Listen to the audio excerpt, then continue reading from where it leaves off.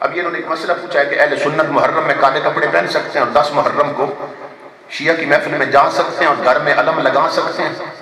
نہیں لگا سکتے، نہ کالے کپڑے پہن سکتے ہیں، نہ ان کی محفل میں جا سکتے ہیں اور نہ علم لگا سکتے ہیں۔ کیوں؟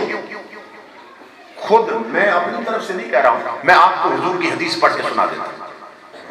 حضرت صلی اللہ علیہ وسلم نے فرمایا کہ آخری زمانے میں ایک فرقہ نکلے گا، سب یخرجو، حدیث کے لفظ سے یخرجو فی آخر الزمان قوم یسمون الرافضہ، آخری زمانے میں ایک قوم نکلے گی، انہیں رافضی اور شیعہ کہا جائے گا، حضور نے فرمایا۔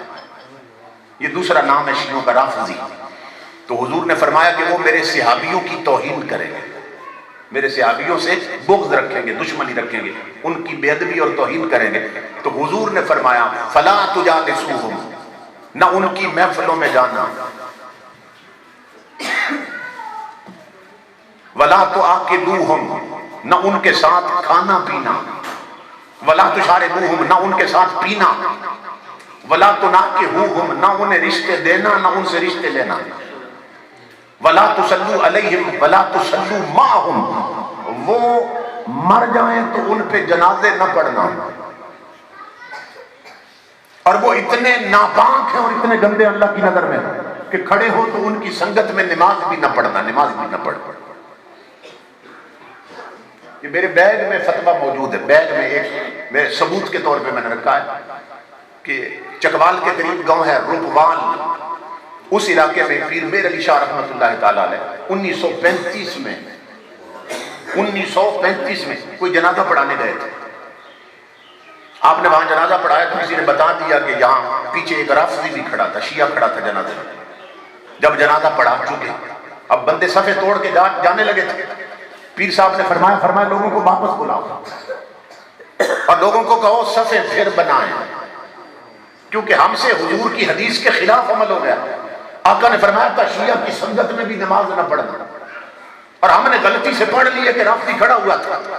آپ نے فرمایا لوگوں کو بلاؤ صفے پھر بنائیں، میر علی شاہ جنازہ پھر پڑھائے گا۔ آپ کے تو ادھر پہلو میں اللہ کا ولی لیتا ہے جنہیں شیخ الاسلام کہتے ہیں، خواجہ قمر الدین سیالوی رحمۃ اللہ۔ وہ ان لوگوں سے اتنی نفرت کرتے تھے کہ مجھے میرے چچا جان ساتھ تھے، وہ فرماتے ہیں کلر کہار میں غالباً پیر صاحب مسجد سے نکلے تو ایک شیعہ نے نا آپ کی جوتیاں اٹھا کے آگے رکھ دی، تو حضور خواجہ قمر الدین سیالوی تڑپ اٹھے، فرمانے لگے میری جوتیاں دھو کے لیا اور اس خنزیر نے ناپاک کر دی۔ یعنی جوتی کو ہاتھ لگ جائے تو پیر سیال اتنے غیور اللہ کے ولی، فرمایا جو صحابہ کو بھونکتے ہیں اور صحابہ پہ منہ کھولتے ہیں، اس کا ہاتھ بھی لگ جائے تو پیر سیال کی جوتی ناپاک ہو جاتی ہے۔ تو انہیں دھلوایا آپ نے۔ تو یہ چھوٹی سی باتیں نہیں ہیں، عقیدہ اور ایمان یہ سب سے قیمتی چیز ہے۔